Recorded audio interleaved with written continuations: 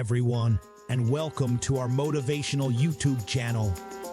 I'm super pumped to share with you an extraordinary experience that could change your life forever. Are you tired of feeling stuck, demotivated, and unsatisfied?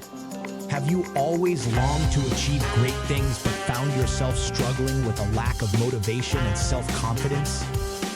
Well, you've come to the right place. Our channel is a constant source of inspiration, a guiding light that will lead you to unleash your full potential. We don't just want to motivate you for a few minutes. We want you to discover your true passion, overcome your fears, and reach new heights in your life. What sets our channel apart is our comprehensive approach to motivation. We don't settle for cliche phrases and empty speeches. We want to tackle your challenges, boost your self-esteem, and provide you with practical tools to turn your dreams into reality. Every video has been carefully crafted, taking into account the most common challenges we all face on a daily basis. Whether you're striving for career success, improving your personal relationships, or finding a balance between work and personal life, you'll find targeted content that will help you move forward. We understand that time is precious, and we want you to spend every minute with us meaningfully. Our videos are designed to be engaging, thought-provoking, and emotionally captivating. We promise you'll be immersed in an experience that will inspire you to take action, think outside the box, and pursue your goals with determination. So, sit back, eliminate distractions, and get ready to stay tuned for what's coming. Each video we release is a new opportunity to discover your potential, overcome your limitations, and create a life you truly love. Get ready to light up your life now and forever. Welcome to our motivational YouTube channel. Remember, your future starts here and now. Turn your wounds into wisdom. You will be wounded many times in your life.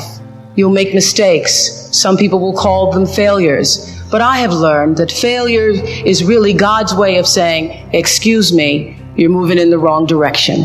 It's just an experience. Just an experience. I remember being taken off the air in Baltimore, being told that I was no longer being fit for television and that I could not anchor the news because I used to go out on the stories. And my own truth was, even though I'm not a weeper, I would cry for the people in the stories, and which really wasn't very effective as a news reporter, to be covering a fire and crying because the people lost their house.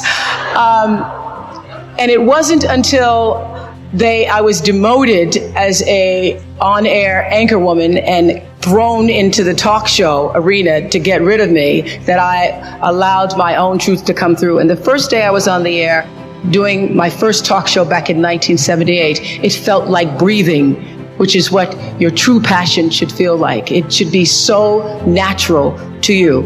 And so I took what had been a mistake, what had been perceived as a failure with my career as an anchorwoman in the news business, and turned it into a talk show career that's done okay for me.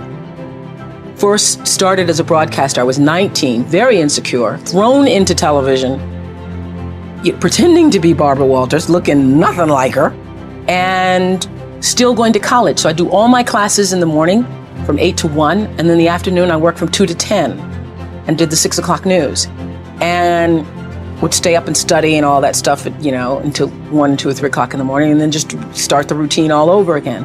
And my classmates were so jealous of me that I remember taking my little $115 paycheck, and at the time, I thought it was really a lot, but taking $115 and trying to appease them. I would always, anytime anybody needed money, I was always offering, oh, you need $10? Or taking them out for pizza, ordering pizza for the class and things like that.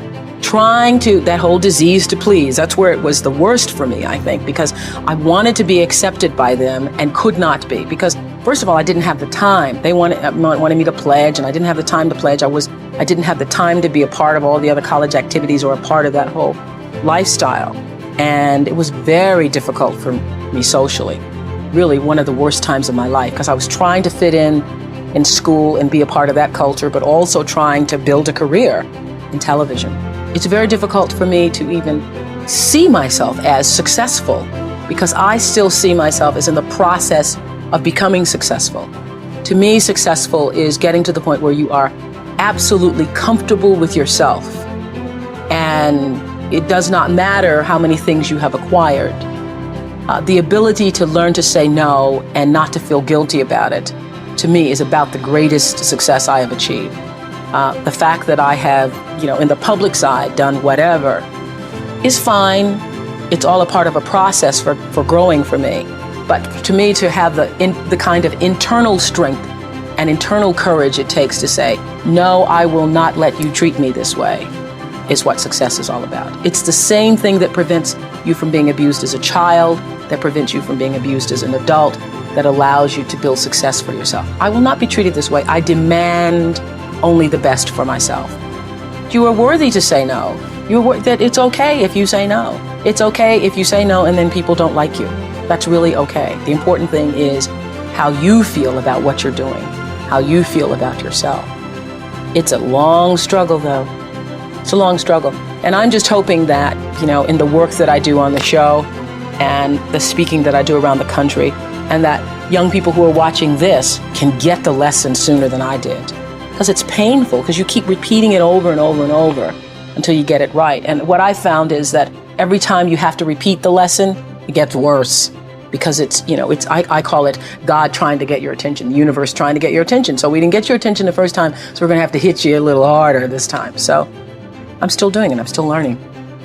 Think of all the times you let a man treat you badly, or someone, your friends, walk all over you. How many times have you let hurtful words or criticism crush you? Well, I was one of those people who was raised not to have a lot of self-esteem. And I know anybody else who was physically violated as a child, as I was, got whippings every day. The lesson of a whipping, the lesson of being heavily disciplined with violence is that you're not worthy, that you're not good enough. And so it takes a long time to get a sense of self-worth and self-value.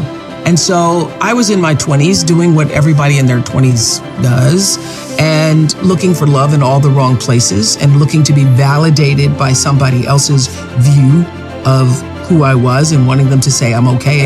Yes, you're okay. You're okay. And I've done some really embarrassing, ridiculous, crazy ass things over the years, holding onto the bumper of a Datsun Z like I could actually keep him from pulling off.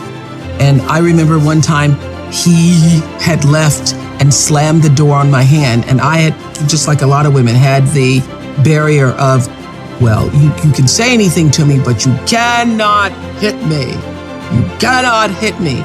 He didn't hit me, but the door slammed on my hand. And I thought, well, that's coming close. That's coming very close. And I remember the door slamming on my hand, falling to the floor, and in front of me was a mirror. And I saw myself on the floor with my hand now bruised and thinking, I have become the woman that I watched my cousin Alice be my whole life as a kid. The only difference is that I'm battered in spirit, and the next step is going to be, who knows? So lying there on the floor is the moment I made that decision that I have now become a woman that I never imagined myself to be, and I got to figure out how to get myself out of this. And that was the beginning of the lesson, which is I'm hoping happens to you tonight from the stories that you're going to see. Because it doesn't happen all at once. Even though you want it to change, sometimes it takes a little longer to actually get the message that people who love you don't treat you badly. Love doesn't hurt. It's supposed to feel good. This whole idea of quantum physics, Newton's law, nature, the order of things, and how life and nature itself operates. And I could see a reflection of my own self, my own being in all of that. And reading Newton's law, third law of motion, which says for every action there's an equal and opposite reaction, was like a religious experience for me. I just understand. I mean, all my bells and whistles and lights and dancing emojis went off because I could see that. I'd experienced a little bit of that in The Color Purple, that beautiful line where Whoopi, as Miss Seeley, says, everything you try to do to me is already done to you.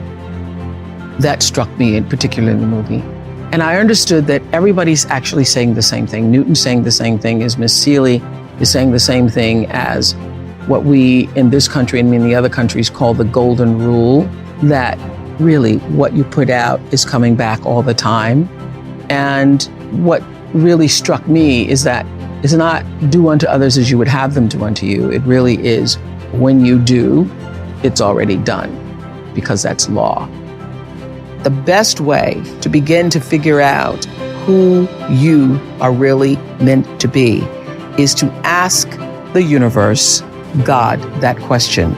God, how can I be used in service to myself first? And how can I then use that service to serve the world? Use your life to serve the world, and you will find that it also serves you.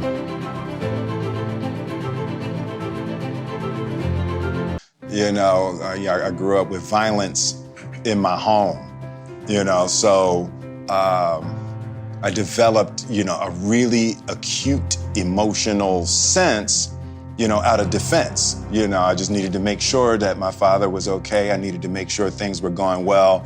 And I just became really hypersensitive to emotional movement in a room as a defense mechanism. And then as I grew and as I started to develop that, that heightened sense that started out as defense, as I settled down and, came into a deeper understanding of my power and my desires in the world, it was easier to connect to people in a loving way. It transferred easily from a defense mechanism to an ability to love and care for people. That's amazing, though, that you were able to process it positive. So the problem is that when you seek revenge, you destroy yourself, and that's the paradoxical conflict that we all live in. Someone has mistreated us. We want revenge, but if we take it, we hurt ourselves more. It's crazy how it's right? designed. You know what I mean? Yeah. So that is the, as Radhanath Swami referred to, the perplexing situation that we find ourselves in. And the only answer is loving kindness. And most of us don't want to hear that. It's like, I'll take my chances with revenge. I'm gonna take my chances with punching this dude in the face or cussing this girl out or whatever it takes, but I can't do loving kindness. And for me, I had such a beautiful example of loving kindness in my grandmother when I was growing up. I always knew I wanted to be that. The way that she loved and cared for people. I didn't realize that her giving was connected to her peace. That was something that I got a concept of later, but I always knew that was my example, and I think that's the critical part. We need an example. Somebody has to be an example. Human beings are creatures of example. You got to see it. Yeah. So that's really where I am in my life right now. I want to show what it looks like to be loving and kind and giving and forgiving, and I want to model those virtues as best I can. And there was a real period in my life that I had to struggle with. We can win, or I can be nice. Pick one, right? And different people pick different things for the type of material world climbing, you know, that I did for a big chunk of my life. It was military minded. You know, we're gonna get that flag to the top of that hill, and you are gonna help or you're not gonna be here, right? So that's one mindset. And then after I got the flag to the hill a couple of times, it kept getting the flag to the hill, and realized that you don't feel good, and you've scorched earth, you know, around you, and you're like, nobody's really happy, you know. And then I started to have to question that mindset. You know, I had one of the greatest runs in Hollywood history, you know. That 8 #1 movies, all over 100 domestic, biggest global movie star, all of that, and my family was miserable, you know. And I had equated winning with happiness, right? It's like, we're winning, what is y'all problem, you know? You know, and the transition from product focus, like military-minded, get to the top of that hill, and then I shifted into a mindset. It was really my kids who brought me out of that. A shift into discovering, like, damn, people really care about how they feel, right? You know, Yeah, and yeah. as crazy as that sounds, No, it's like, true. you know, my father wasn't concerned with how I felt, you know. He wasn't concerned with how he felt. He was military-minded. You achieved the mission. And there's 2 possibilities. When I give you a mission, there's 2 possibilities. 1, you complete the mission. 2, you're dead. Right? You know, and that's what my father was saying. I grew up with that. Oh, cool, right? I actually had to discover feelings, right? And start, like, I used to have to really focus on, okay, how's this person feel? How's this person feel? Not what do I need them to do?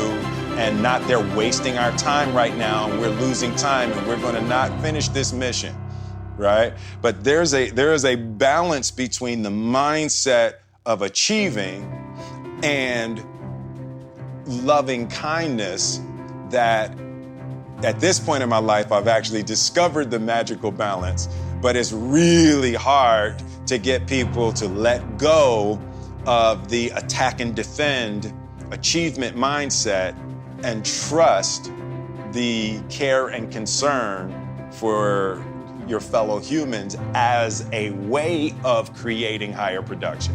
And you can learn something from the extremes also, right? And when you look at the athletes, right? There's a certain extreme mindset that you have to take on. I don't know that you have to take it on. What I do know is that in this society, we worship that mindset that, you know, it's the can you become Michael Jordan without that mindset?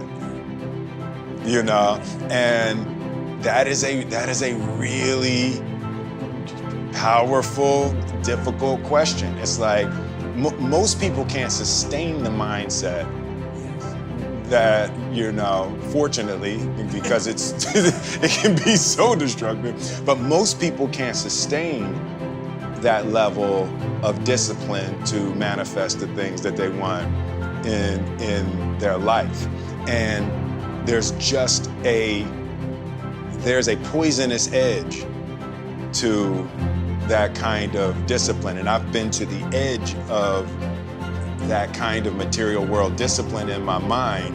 And I can tell you, you can have a whole lot of stuff and be miserable out there on that edge. And I found a much more comfortable that productive space in my life, and you still need that discipline. Yes. But it's like when you use that kind of power to achieve things, it's like there's a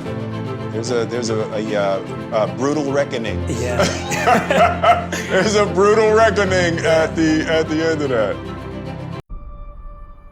When you're going through hell and everything is going against you, the easiest thing in the world to do is to start thinking negative.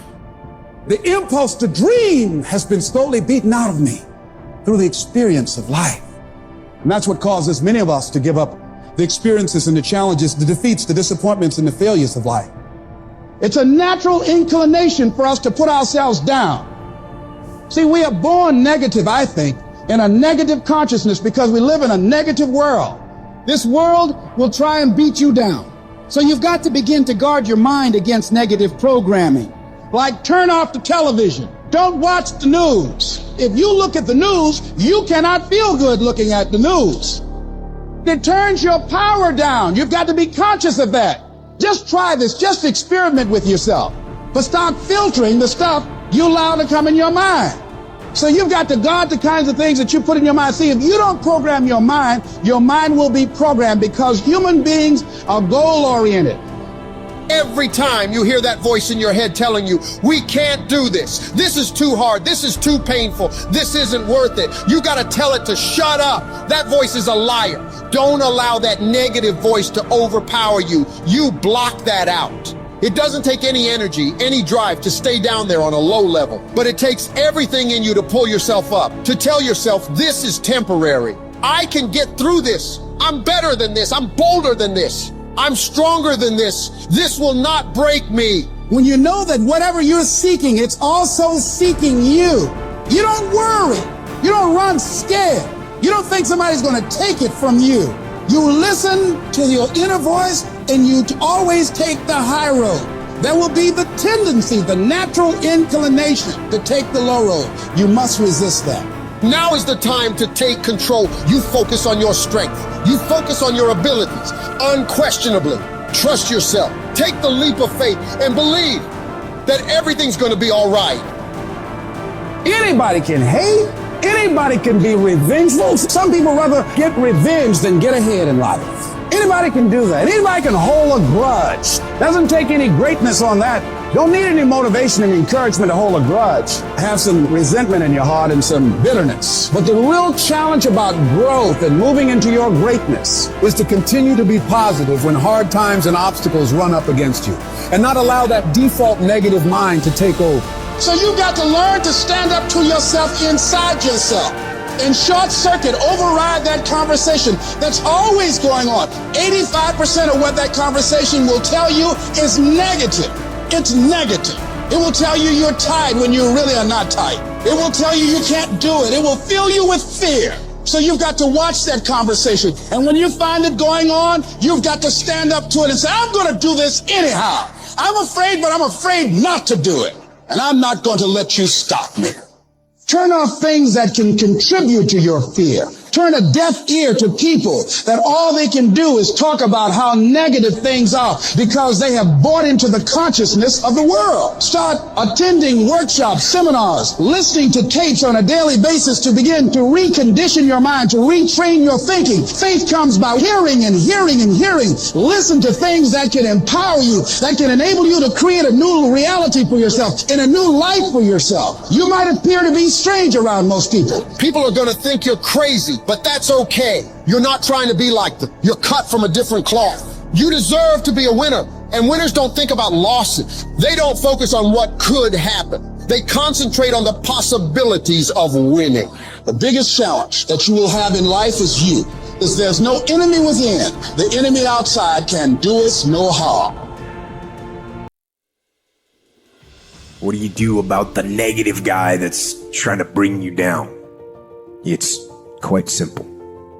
Ignore and outwork every last one of them.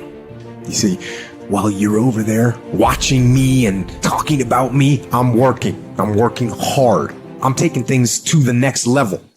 You keep gossiping and I'll keep working. You keep talking smack and I'll keep working. You keep focusing on everything and everyone else and I'll keep working. And when you finally look around at where you are and where I'm at, you realize that you have nothing left to talk smack about. And you will lose and I will win. The best revenge is massive success. I'll show you. You want to kill your haters?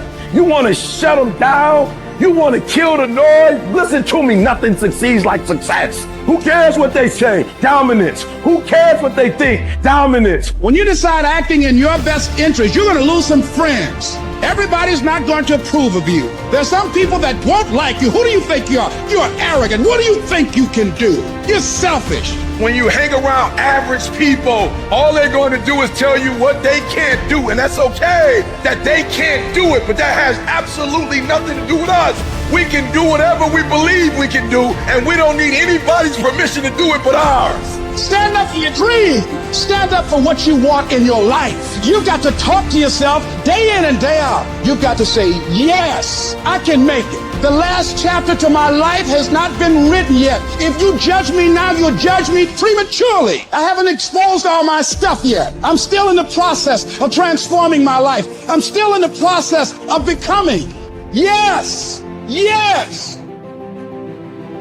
It's your dream. Nobody's gonna see it like you do it. It's your dream. Nobody's gonna feel it like you feel it. It's your dream. Nobody's gonna be as dedicated to it as you are. It's your dream, and they don't have to understand, and they don't have to like it, and they don't have to do it. It doesn't make a difference. It's your dream, and you, my friend, have been given the task to make it happen, and you can't let anything stop you from doing what you were called to do. I am great, and I don't owe anybody an apology. I am phenomenal, and I don't owe anybody an apology. I am going to do great things, and I don't owe anybody an apology. I was created to do great things, and I will no longer ask others for their permission. Kill the noise and dominate your space, your lane. I dare you to believe in yourself so much so that you don't need the affirmations of others. I dare you to believe in your uniqueness. I dare you to believe in you. I dare you to stand up for yourself. I dare you to dominate your space, your world, and to leave a legacy. It doesn't matter how many times I fail. I'm going to courageously pursue it. I don't care what people say. I don't care what they think. This is something that I want that gives my life meaning and value. You gotta work through it. You're gonna get up, you're gonna get dressed, you're gonna get out, and you're gonna do what you've been called to do. You're gonna be what you called to be. You're gonna have, and you're gonna prove that everybody that tried to break you, everybody that tried to stop you, everybody that tried to kill your dream, you're gonna prove all of them wrong. There's people in here far superior than me. But there's no one in here who will work harder than me. You get up at 5:30 in the morning, it's pissing rain outside. Our competition's sleeping. I love that. I will not be outworked, period. Where I excel is ridiculous, sickening work ethic.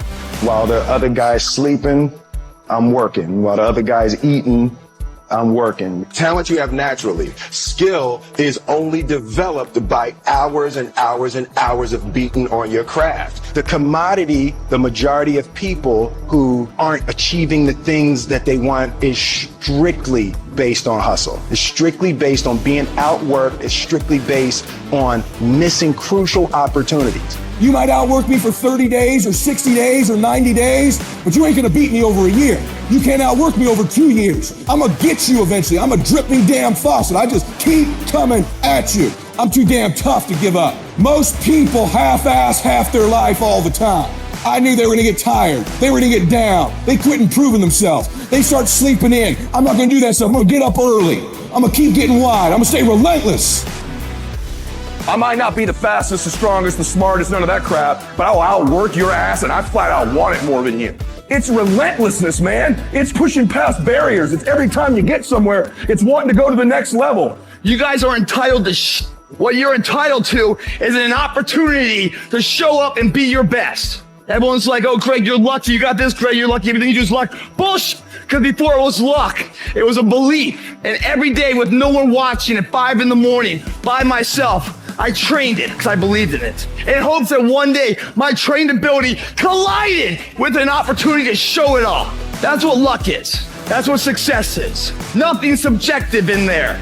It's all you. You got to look at how much you're working. You got to look at how much effort you're making, the intention you're putting out there. You got to cross the line in life. You got to go where nobody else wants to go. You got to work the hours nobody else wants the hours. You have to resolve yourself today that you're going to dominate, that you're not average and ordinary. There has to become a point where you make a decision. We're going to dominate. We're here to win. We are not here to play. And that takes some intestinal fortitude. I'm where I'm at because I just flat decided I'm going to be a player. I decided at some point I get to choose who I am. The world doesn't tell me who I am. I write these chapters. You don't need the world's permission. You don't need anyone's fucking permission to be great. Only permission you need is from that motherfucker who stares at you back in the mirror every day and a willingness to do the hard fucking work longer, harder, and better than anyone. So what are you going to do? Are you going to buy another success program looking for the secret recipe that doesn't exist? Or are you going to go do something right fucking now and do something that brings you closer to greatness? That's your choice.